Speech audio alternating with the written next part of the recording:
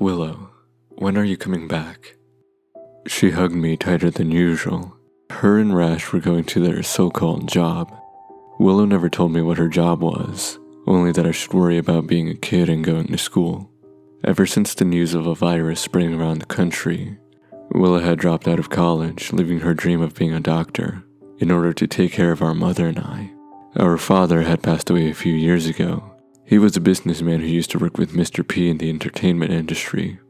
My father helped him create a carnival, the same place where we would go together as a family. My mother, on the other hand, was a stay-at-home mom looking over her only 2 cubs. And after our father died, there was no more source of income. And as a result, we've struggled to get food. She is currently quarantined in her bedroom. She mysteriously fell ill 4 weeks ago.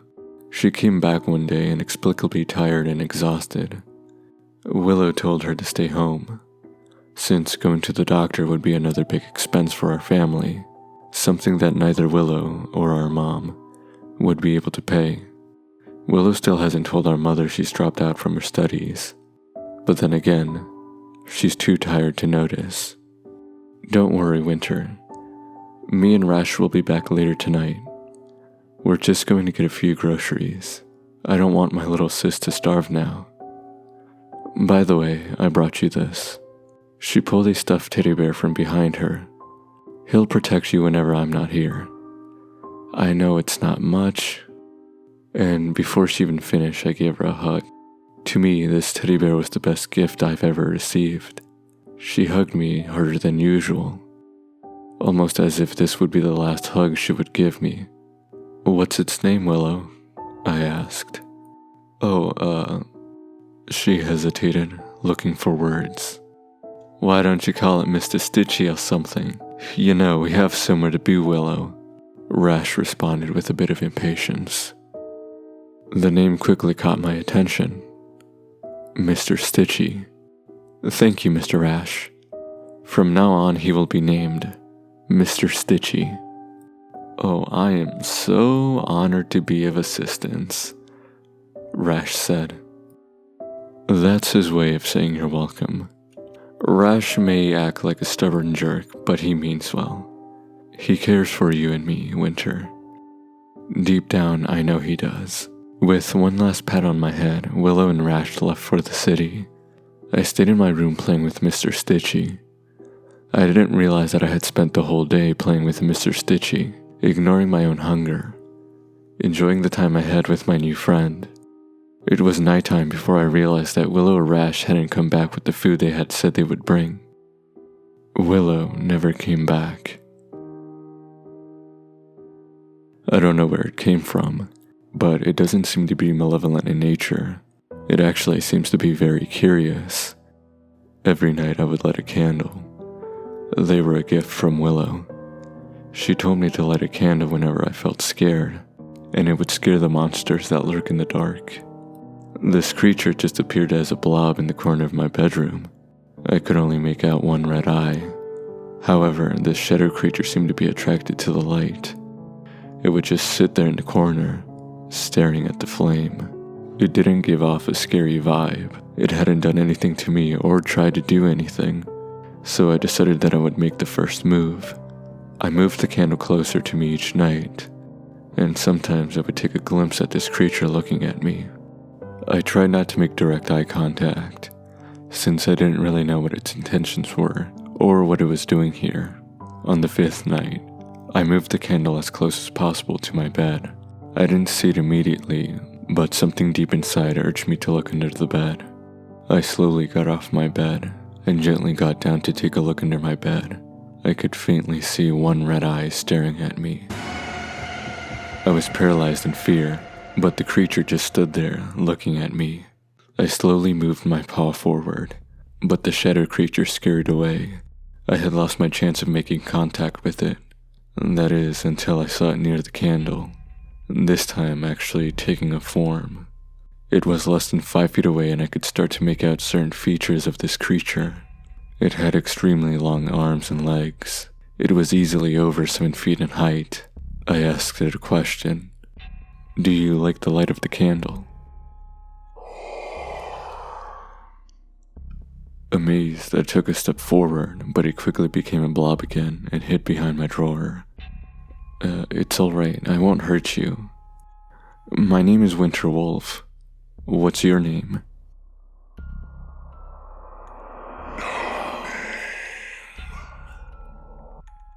You don't have a name. Where are you from?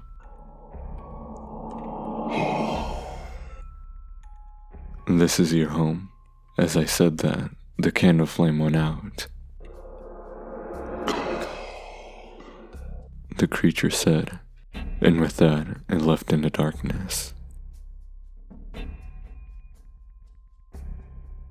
It's been over a week now. I haven't heard of Willow or Rash.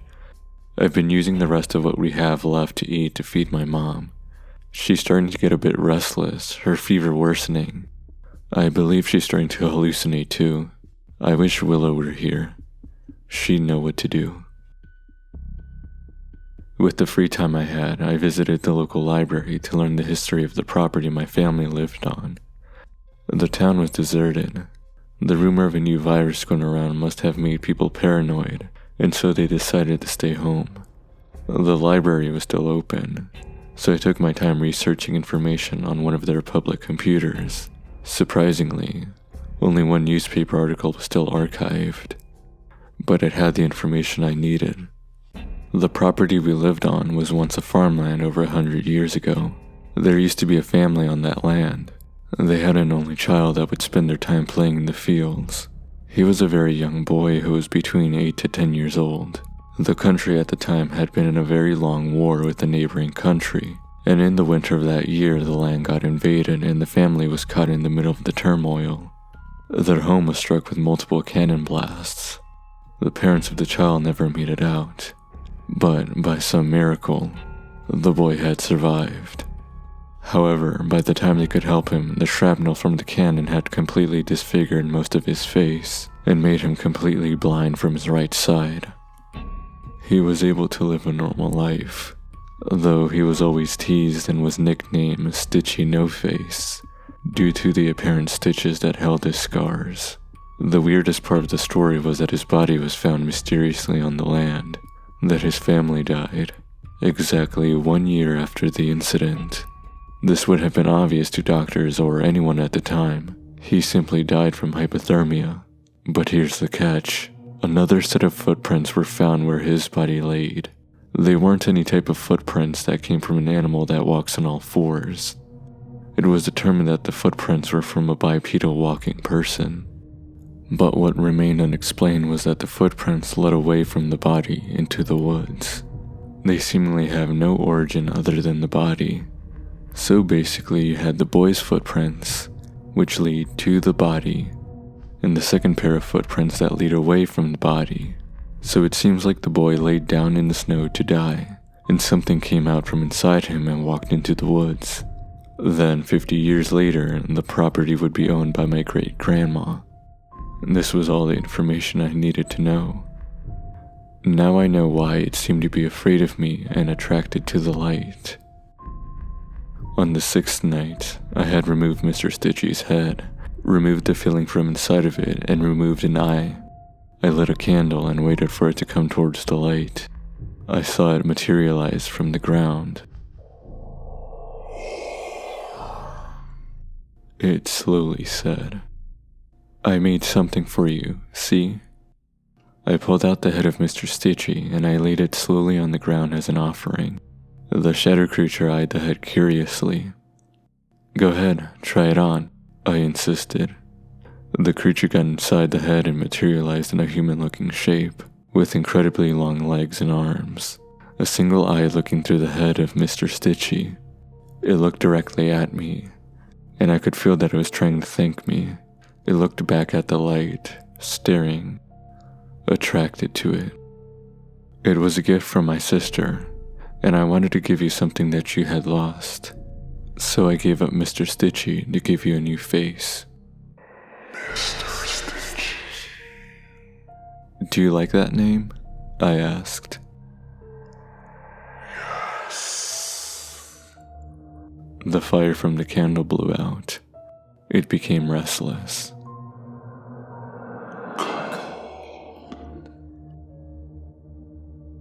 I relit the candle with a match. "Don't worry, Mr. Stitchy, you wait here."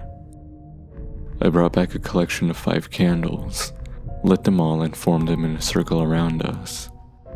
Mr. Stitchy seemed happy. I don't know what was going through his mind. I asked him what had happened to him and how he died. I immediately felt the room grow colder, to the point that I could see my breath.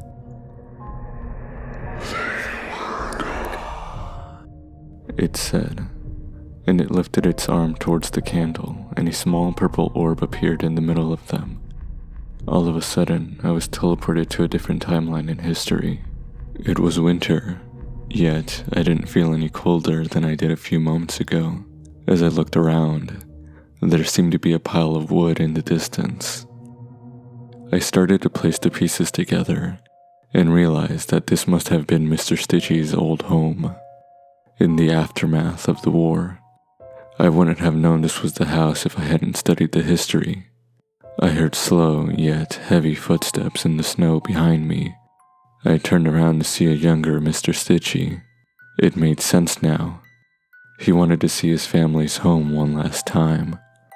Young Mr. Stitchy collapsed in the snow. His body couldn't take it anymore. Mr. Stitchy stood beside me, and with a swift motion of its hands, there was a time warp.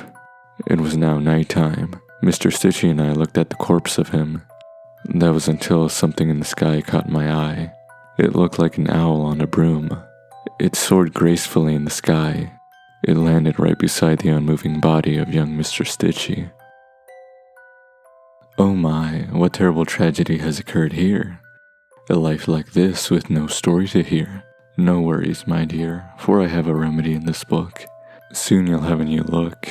Memory, my dear, give a new life that lays here. A weird figure appeared from a portal. Their eyes were a deep black. They had a ghostly appearance followed by a music box playing, its head twitching in the weirdest way I've seen. Memory put their hand on the corpse. Slowly a dark blob appeared. It was Mr. Stitchy. That owl and Memory had given Mr. Stitchy a new body. He had stayed in that land over the years, until it was used as a rural countryside. I gave him a face. I was his only friend. I don't know what's happening. These creatures, they're nothing like the news had reported. My mother was getting restless, yelling nonsensical things. I tried to calm her down.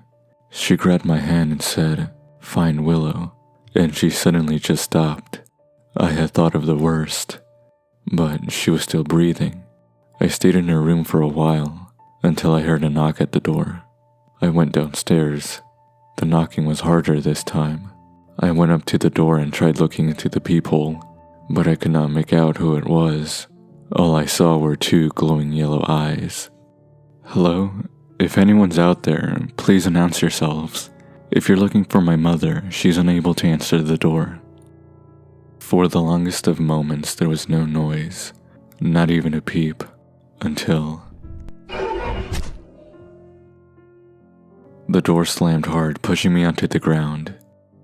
That noise was an unnatural screech, something not even relatively close to anything I've heard before. I ran up to my mom's room to tell her that there was an intruder trying to break in. I tried not making so much noise as to not startle her. I had my paw on the doorknob, until I had an unsettling gut feeling inside of me, that if I had opened that door, I would die right then and there. I let my paw off the knob, and I backed away slowly. "Mom," I whispered. The door flew down, and I saw her. My mom was now transformed into a completely different creature. She had a spear, the one that my father had been gifted from a friend abroad. She was an elephant and a good friend of my father. What happened to you?" I muttered. She stood for a moment, and her head slowly moved to my direction, and started to move towards me with the spear in her claws. "Mom, it's me, Winter," I tried to yell out, but her expression remained unchanged. I ran downstairs. My plan was to leave through the back door. That's when I heard the doorknob shake. It opened, and I saw those glowing yellow eyes. It was a canine holding an axe, growling. There were 2 of these creatures coming after me. I darted towards the back, but it was locked. Willow had color-coded the lock so that none of us would get confused which key goes where. The back door needed a gray key to escape, which was back upstairs in the bathroom. There was no way back. Both of them were coming towards me from the front door. I had to make a quick decision, so I ran into the basement. My plan would be to crawl into the vents where the laundry room was, that led to the front yard. I closed the door behind me and put a chair so that I would stop both of them for a short time. I didn't realize how dumb I was in forgetting that the vents had been blocked with a wooden plank. I quickly looked around for a hammer to pry the planks apart, and luckily I was able to find one in my dad's old toolbox. I pried the plank apart. It was harder due to my size, and at that same moment I heard footsteps coming from the basement stairs. They were coming close, so I had to act quick. The footsteps were getting eerily louder, and with one big push, I used my body weight to remove the plank. I quickly crawled inside the vent. I could feel their hands reach and try to grab me. The vent led to the outside, so I could just make a run for it. As I popped my head out the vent, my stomach dropped. There were more of them, coming towards my home. I stayed in the vent, trying to figure out a plan, until I heard something in the vent. I tried looking towards the direction of the noise. I saw something glowing in the dark, a purple glow, until I made out a figure of a mouse-like creature, crawling through the vent. I quickly crawled back into the basement, hoping that the other 2 weren't there. Fortunately, they were gone, most likely waiting for me somewhere else. I made a run for the upstairs. I quickly ducked as I saw a spear heading towards my head. I ran upstairs to the bathroom and got the key. I locked the door trying to figure a way out, and that's when I saw another vent in the bathroom. I kicked the vent as hard as I could. I could hear the door opening, and with one more kick I was able to open it. I crawled through it and landed in the kitchen. I tried unlocking it, but my nerves wouldn't let me fully unlock it. That's when I felt it. A claw grabbed my torso and threw me across the kitchen. I had let go of the key. I tried getting up, but I was in too much pain to move. The dog creature kept moving closer. His axe was raised for one final blow.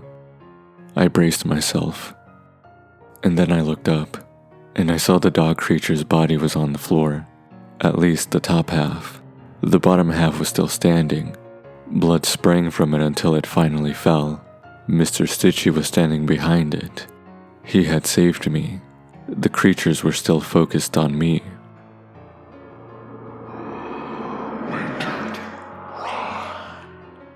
Mr. Stitchy said. I got up, ignoring the pain I was in. I grabbed the silver key and opened the door. I ran into the woods. I collapsed after a little while. I tried to crawl behind a tree so I wouldn't be spotted. I felt dizzy, and I finally passed out.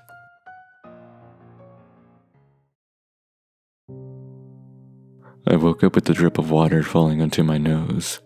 I realized that I was inside a cave. Mr. Stitchy was standing over me. It said softly. I got up and felt a sharp pain in my abdomen.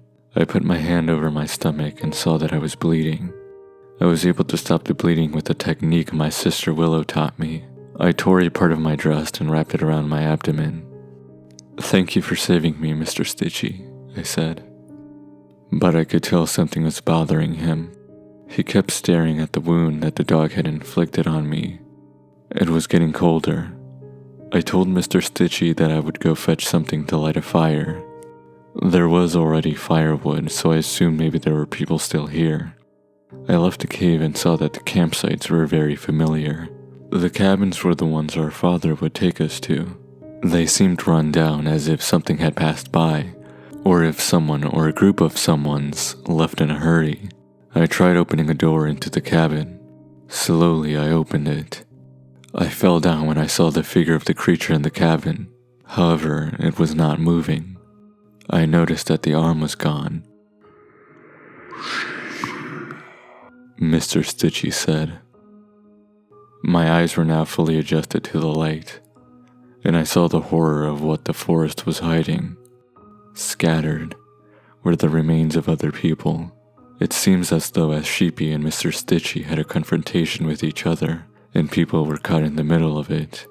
I knew I couldn't stay here too long, because if there were one of these things, there had to be others roaming around. I picked everything I could retrieve from the cabins, including a newspaper that had news from a few days prior. I lit the fire. Mr. Stitchy and I looked at the newspaper. Apparently, there was now a full-blown pandemic, and many cities were deserted. The military had failed to contain the infected, so there was an emergency evacuation of the city in the next 48 hours. However, this paper was from 3 days ago. There was no hope anymore to evacuate. I kept reading further. The new virus is a neurotropic virus, part of the rabies family. Please avoid contact with the infected or those who have been exposed to the virus. An emergency vaccine has been dispatched. However, the trials have been unsuccessful and is more likely to cause the virus. I looked down to my wound. Then the sudden realization sank in. There was no more hope for me. No cure has been developed, and any form of rescue is gone. Mr. Stitchy, thank you, but you can't stay with me anymore.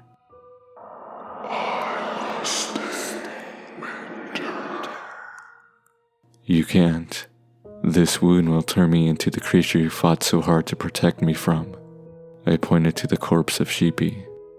Please, you must go and leave. Protect my sister Willow. I grabbed a candle and a lantern that I had picked up, and put the candle inside and lit the lantern. Please, you must go before I turn into one of them. I don't want to hurt you. I could tell Mr. Stitchy had finally put 2 and 2 together. The wound on my stomach would cause me to turn into the ones he had killed. He let out a terrible wail. When he learned of my condition, he grew sad and frustrated. He left. Do not draw the house with light. It will draw him too.